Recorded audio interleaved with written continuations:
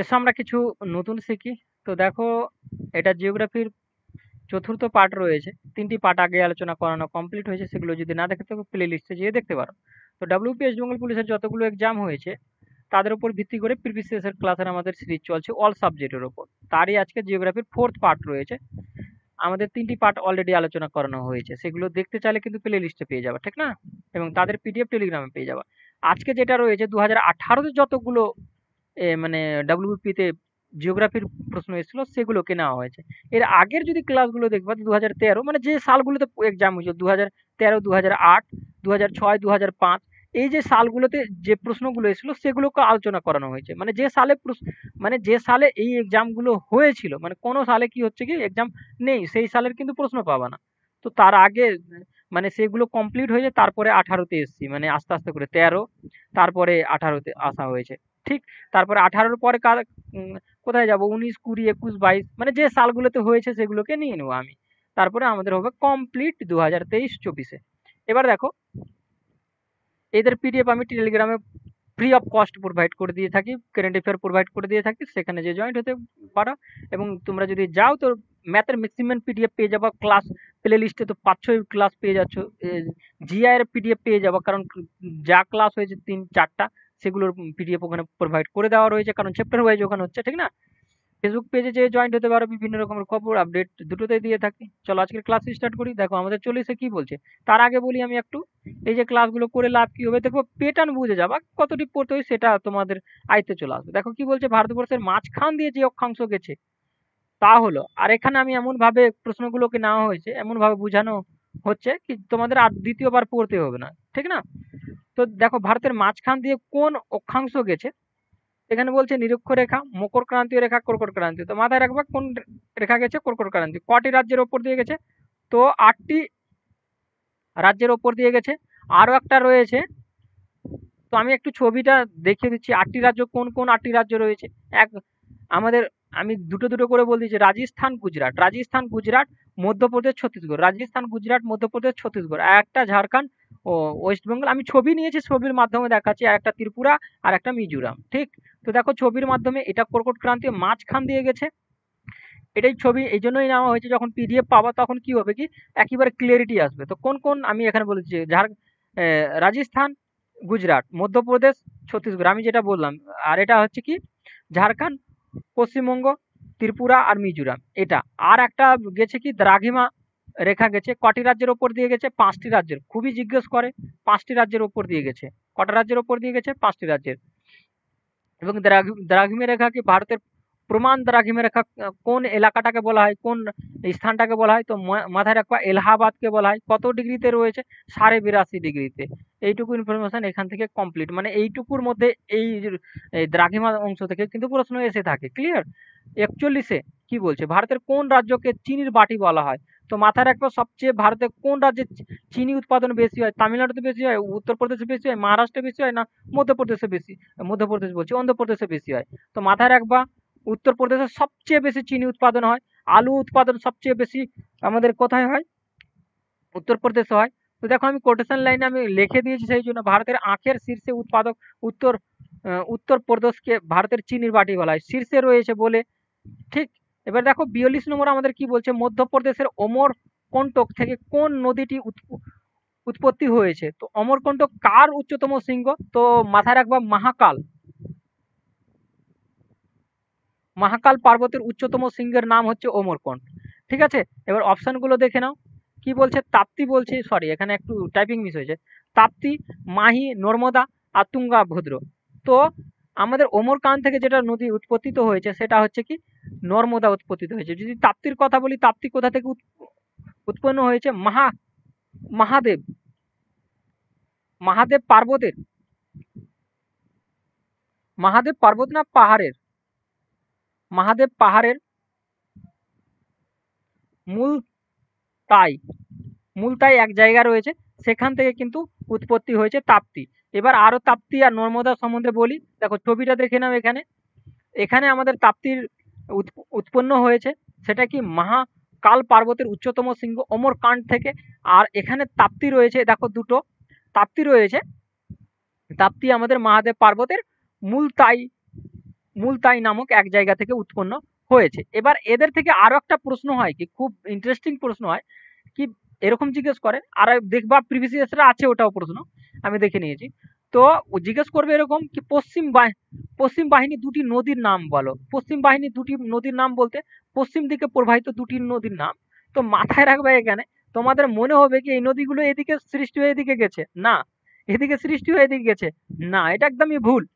এই নদীগুলো এদিক থেকে সৃষ্টি হয়ে এদিকে আমাদের কি পড়েছে, আরব সাগরে পড়েছে, বঙ্গোপসাগরে পড়ে নাই, ঠিক আছে। এখানে আরব সাগরে পড়েছে, আশা করি ক্লিয়ার। এটা একটা প্রশ্ন খুবই ইন্টারেস্টিং, পশ্চিম বাহিনী নদী। তো দুটো জিজ্ঞেস করে, এক নর্মদা আর তাপ্তি, দুটো নদী রয়েছে যেটা পশ্চিম বাহিনী নদী রয়েছে, আশা করি ক্লিয়ার। ছবির নেওয়ার পারপাস কিন্তু এটা ছিল। এবার দেখো আমাদের কি বলছে, ৪৩ ভাষা ভিত্তিক ভারতের সর্বপ্রথম কোন রাজ্য পুনর্গঠিত হয়েছিল। ভাষা ভিত্তিক, ভাষা ভিত্তিক একটা পুরো হিস্ট্রি রয়েছে। যখন আমাদের দেশ স্বাধীন হয়, অপশনগুলো দেখে নাও, তারপর আমি বলছি। তামিলনাড়ু, অন্ধ্রপ্রদেশ, কর্ণাটক না পশ্চিমবঙ্গ। ভাষা ভিত্তিক প্রথম রাজ্য, তো ভাষা ভিত্তিক প্রথম রাজ্য গঠিত হয়েছিল অন্ধ্রপ্রদেশ। কেন হয়েছিল, কি কারণ হয়েছে, সমস্ত কিছু আমি বলে দিচ্ছি এখানে। দেখো অন্ধ্রপ্রদেশের যখন আমাদের ১৯৪৭ সালে ১৫ই আগস্ট আমাদের দেশ স্বাধীন হয়, তখন কিন্তু রাজ্যগুলো ছড়িয়ে ছিটিয়ে ছিল। একটু শুনে নাও, ছড়িয়ে ছিটিয়ে ছিল। তো আমাদের এই যে তখনকার যে জওহরলাল নেহরু, তারপরে বি এস আম্বেদকর, এরা যে ছিল, তারা এটাই চিন্তা করছিল কি এই রাজ্যগুলোকে গঠন করা যাবে কিসের ভিত্তিতে, ভাষা ভিত্তিতে। তখন কিন্তু কেউ মানতই না কি ভাষা ভিত্তিক গঠন হবে।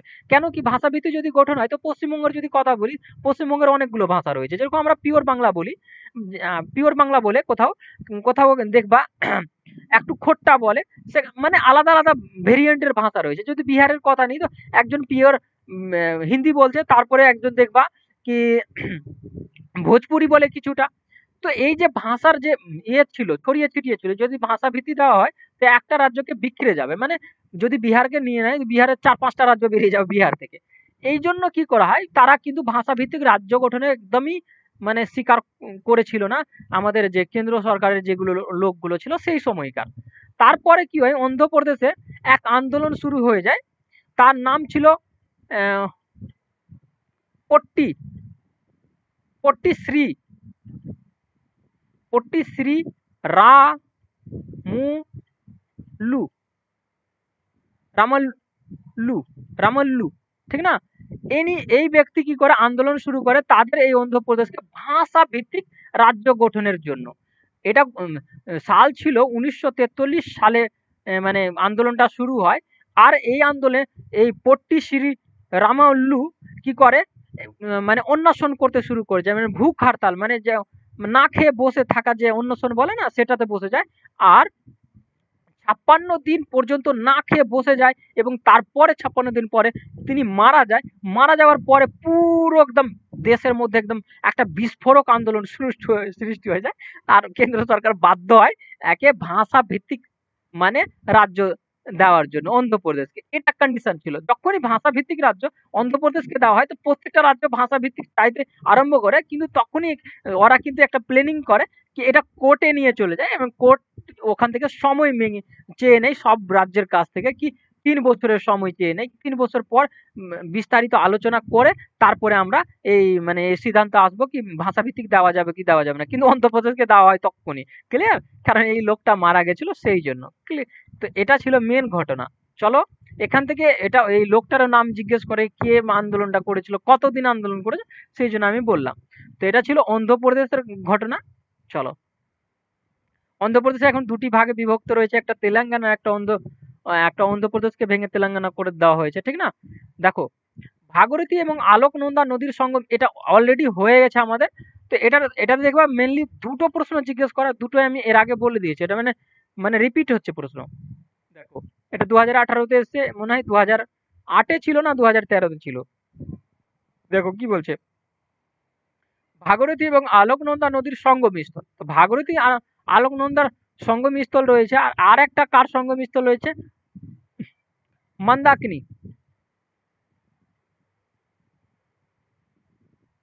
মন্দাকিনী নদী, ঠিক। এই যে মানে এদের সঙ্গমস্থলকে কি বলে, এদের ভাগীরথী আর আলোকনন্দার সঙ্গমস্থলকে আমরা দেব প্রয়োগ বলি, দেব প্রয়োগ রয়েছে।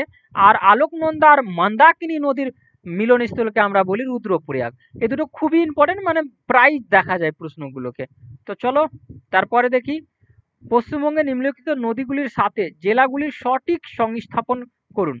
তো দেখো অপশনগুলো দেখো, নদী রয়েছে এদিকে পশ্চিমবঙ্গে, আর এদিকে জেলাগুলো রয়েছে, তাদের সঠিক মানে কার সাথে কোন কোন জেলাতে কোন নদী রয়েছে এটা মেনলি জিজ্ঞেস করছে এখানে।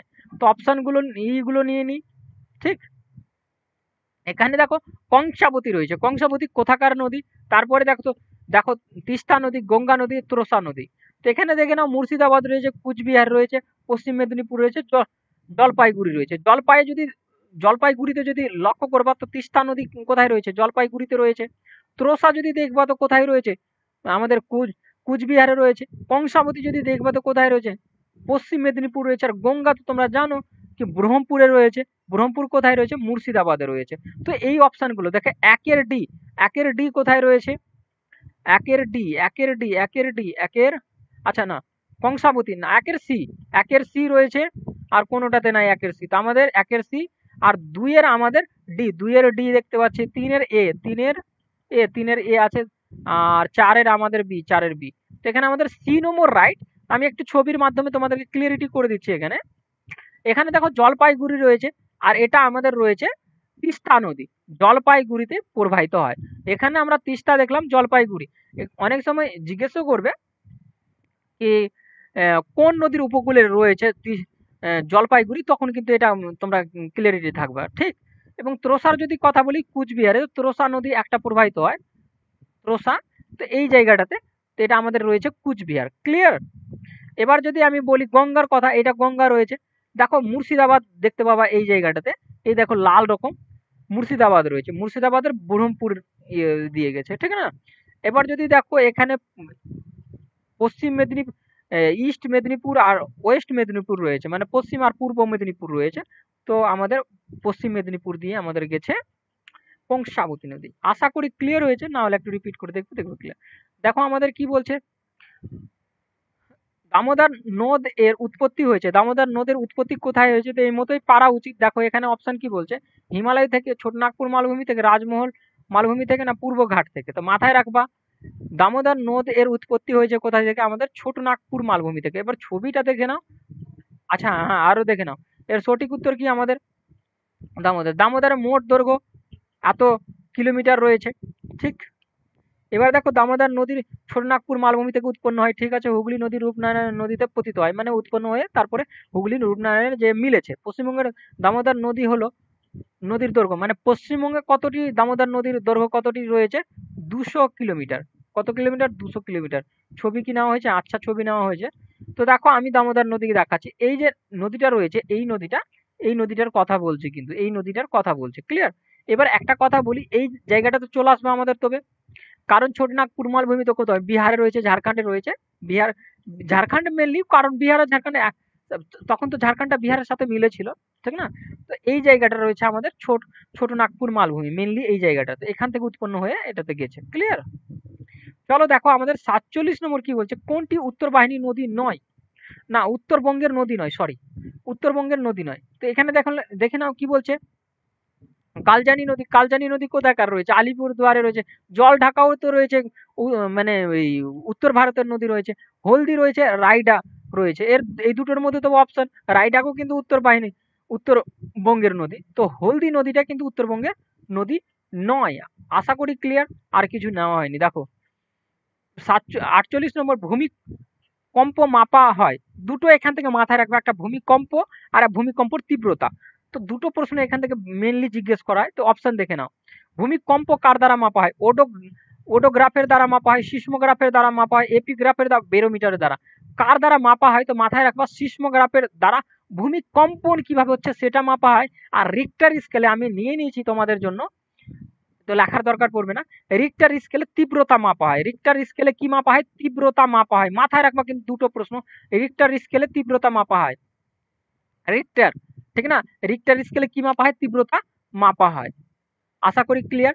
এবার দেখো লবণাক্ত জলে উৎপন্ন চারা গাছকে কি বলে? এটার থেকে 100% সুন্দরবন অঞ্চল থেকে যত রকমের প্রশ্ন হয় সমস্তটা করে নিবা, কারণ এটা নিয়ে হচ্ছে চারটা ক্লাস করলাম, চারটাতেই পেয়ে গেছি মনে হয়। এই লবণাক্ত। লবণাক্ত বলতে আমি এটা বলতে চাইছি ওই জায়গাটা থেকে প্রশ্ন। আর এটা আমি ক্লিয়ারিটি করেছিলাম কি কত রকমের মাটি হয়। দেখো এখানে আমি সেই মাটিগুলো দেখতে পাচ্ছি। কি বলছে? হাইড্রোফাইট বলছে, মেসোফাইট বলছে, থ্যালোফাইট বলছে, আর হেলোফাইট বলছে। হেলোফাইটটাকে আমি বলেছিলাম কি লবণাক্ত। লবণাক্ত কোন কোন উদ্ভিদ জন্মায় এটাও মনে রাখবা। আর কোথায় রয়েছে হেলোফাইট? সুন্দরবন অঞ্চলকে হেলোফাইট, কারণ ওখানে নোনা জলের মাটিতে হেলোফাইট উদ্ভিদ দেখা যায়। হেলোফাইটের কোন কোন উদ্ভিদ দেখা যায়? সুন্দরী, সুন্দরী, গেও, গরান, এগুলো সমস্ত কিছু করানো হয়েছে, সেই জন্য আর বলছি না। মেসোফাইট সম্বন্ধেও বলা হয়েছে, হাইড্রোফাইট সম্বন্ধেও বলা হয়েছে, জলজ উদ্ভিদ। মেসোফাইট জঙ্গল উদ্ভিদ, মানে ফণিমনসা টনিমনসা যেগুলো কাঁটা জাতীয় উদ্ভিদ রয়েছে সেইগুলো উদ্ভিদকে, ঠিক না? তো এটা যেহেতু আমি দেখিয়ে দিয়েছি সেহেতু আর এখানে আমি লিখতে যাচ্ছি না। দেখো কাবেরীর জল বিতর্ক, কাবেরীর জল বিতর্ক কোন কোন রাজ্যগুলোর মধ্যে ছিল? তেলেঙ্গানা, তামিলনাড়ু, তামিলনাড়ু ও কর্ণাটক, কর্ণাটক ও কেরালা, অন্ধ্রপ্রদেশ ও তেলেঙ্গানা। তো মাথায় রাখবে একটা জিনিস এখানে, এখানে আমাদের এই যে বিতর্কটা ছিল তামিলনাড়ু ও কর্ণাটকের মধ্যে বিতর্কটা ছিল। তো এখানে আমাদের 10টা কমপ্লিট হলো। আমরা 10টা করে চলছি। কারণ দেখো বেশি বড় ক্লাস করতে চাইছি না। ছোট ক্লাস হোক, তোমাদের দেখতে সুবিধে হবে। সেজন্য 10টা করে আমি নিচ্ছি। আর 5 থেকে 6টা বা 7-8টা ক্লাস আমি কভার করে দিব। 20টা যদি নিতে হয় তবুও আমি নিব, বা 25টা নিতে হয় নিব। বাট 5 থেকে 6টা ক্লাসে পুরো যতগুলো 2024 এর মধ্যে যতটি এসছে করিয়ে দিব, ঠিক না? তো থ্যাংক ইউ, এইটুকুই থাকুক আজকে। চলো।